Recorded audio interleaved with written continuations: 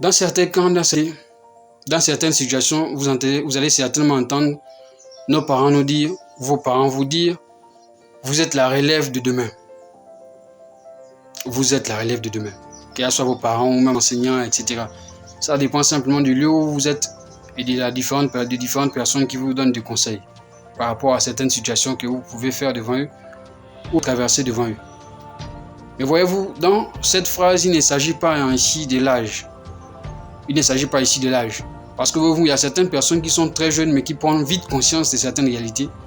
Il y a d'autres personnes qui sont très âgées mais qui prennent rarement ou faiblement ou lentement le temps de prendre conscience de certaines réalités.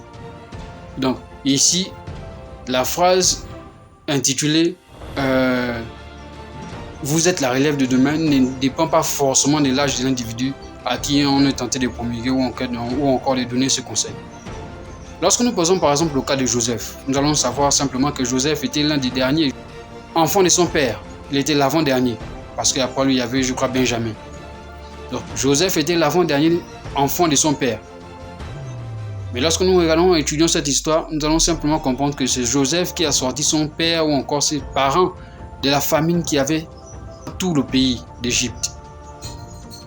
Cela nous amène donc à comprendre que ça n'a rien à y voir avec l'âge de l'individu, mais simplement la grâce qui est sur lui, qui repose sur lui, et ce que Dieu appelle la personne à accomplir pour sa famille, pour sa nation ou encore pour sa génération.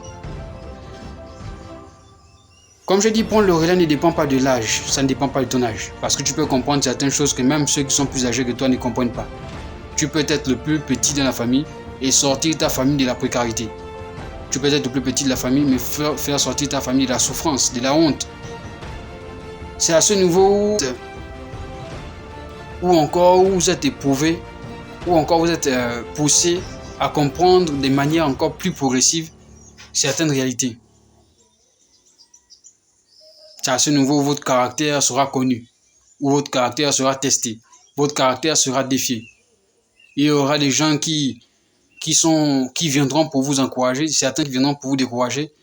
Mais tout dépend de l'état de votre maturité, de votre conscience pour pouvoir rejeter ce qu'il faut rejeter et apprécier ce qu'il faut apprécier. Parce que peu importe ce que vous voulez penser ou peu importe ce que vous allez recevoir comme idée, vous êtes né pour prendre le relais. Prendre le relais ne dépend, comme j'ai dit et j'ai fait qu'insister, ne dépend pas forcément de votre âge. Vous pouvez être le plus petit de la famille, comme Joseph, et prendre le relais et assumer toute la famille. Il y a certaines personnes qui sont nées pour prendre le relais de la société de leurs parents. Certaines personnes sont nées pour prendre le relais de la scolarité de leurs frères, de la scolarité de leurs sœurs, de la protection de leurs sœurs, leurs petites sœurs, leurs petits frères, leurs neveux, leurs nièces, de l'éducation de leur père, l'éducation plutôt de leurs frères. Donc ces différentes choses sont simplement les différentes manières de prendre le relais par rapport à la situation que certaines personnes peuvent vivre. Parce que nous ne pouvons pas maintenir une certaine image assez carrée sur ce qui est de prendre le relais. Prendre le relais peut signifier beaucoup de choses. Ça peut être simplement le relais de la société de votre père, le relais de prendre le relais de la scolarité de vos frères et sœurs, etc.